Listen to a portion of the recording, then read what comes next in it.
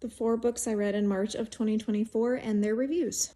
The first book I read this month was Lube Job, which is part of a male mechanics series. It's further along in the series. They are all standalones. This is a friends to lovers, kind of grumpy-esque book, and it was good. I really liked it. 4 stars. The second book I read this month was called Bad Guy by Ruby Dixon. Now, we all know her from her Ice Planet Barbarian series, which I've read almost all of those.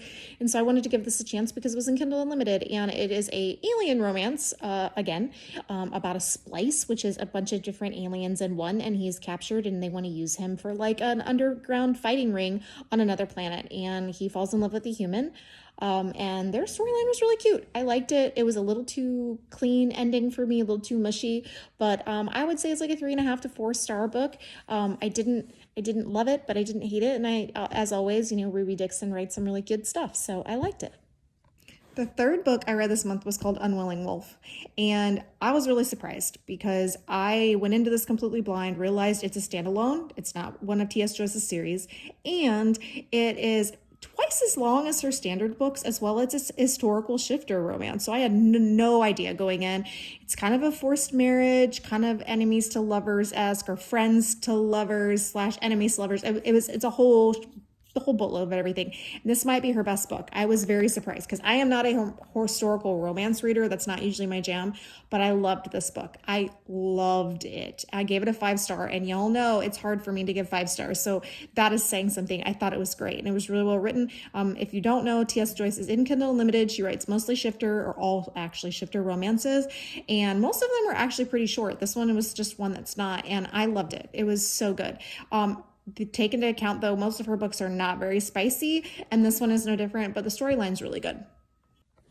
And the 4th book I read this month was called Your Coffin or Mine. I actually got it in one of my Monster Rec groups, and I haven't read a vampire book in a really long time. I loved this cover, and coincidentally enough, after I read this book, I went and looked to see if this author had any other books released, and they don't.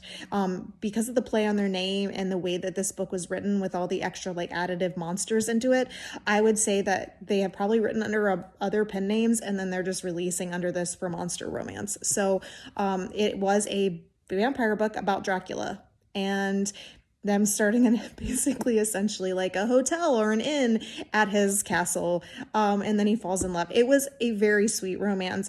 In the beginning it's kind of like enemies to lovers, but that's very short-lived.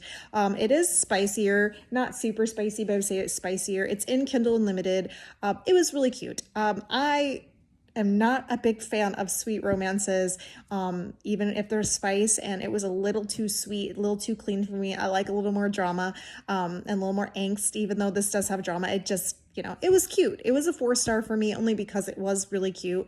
But I've decided I need a little more angst lately because most of the books I've been reading have been a little less on that side, and a little too clean. So, but yeah, those are the 4 books I read this month. I did start like 4 others, and they're like 70% finished, but I haven't finished them yet. So, and I am currently reading a very angsty book, so we will see how that goes. So anyway, happy reading.